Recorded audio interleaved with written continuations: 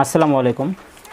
আমরা এখন আমাদের গুরুত্বপূর্ণ হাদিসের আলোকে আমরা এখন জানব আহমদুল্লাহ হুজুরের কাছে যে নামাজি ব্যক্তির সামনে দিয়ে কোনো ব্যক্তি যদি চলাচল করে সেক্ষেত্রে কতটুকু গুনাহ অথবা কতটুকু অপরাধ, এই সম্পর্কে বিস্তারিত। অবশ্যই অনেক মানুষ কিন্তু এখনও জানে না, যে অনেক মানুষ না জেনেই নামাজি ব্যক্তিদের সামনে দিয়ে হাঁটাচলা করে, এবং সে কিন্তু মানে হাদিসের সম্পর্কে জ্ঞান অর্জন না থাকার কারণেই সে নামাজি ব্যক্তিদের সামনে দিয়ে হাঁটাচলা করে।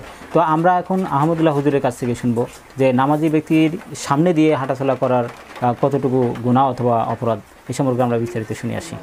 নামাজি ব্যক্তির সামনে দিয়ে হাঁটবো না, কমপক্ষে তার সেজদা জায়গার এরিয়ার বাইরে দিয়ে 1-2 কাতার সামনে দিয়ে যেতে পারলে বেশি ভালো, যাতে করে সরাসরি তার নামাজের সামনে দিয়ে গেলে তার ডিস্টার্ব না হয়, এটা উচিত। নবী সাল্লাল্লাহু আলাইহি সাল্লাম বলেছেন, কেউ যদি জানতো নামাজি ব্যক্তির সামনে দিয়ে তার নামাজের মনোযোগ নষ্ট হয়, এভাবে হাঁটাহাঁটি করাটা কত বড় অপরাধ, তাহলে 40 পর্যন্ত সে অপেক্ষা করতো। 40 বলতে অনেক উলামায়ে কেরাম বলেছেন 40 দিন, অনেকে বলেছেন 40 বছর দাঁড়ায় থাকতো, তারপর সে নড়তো, সেখান থেকে না, নড়তো না।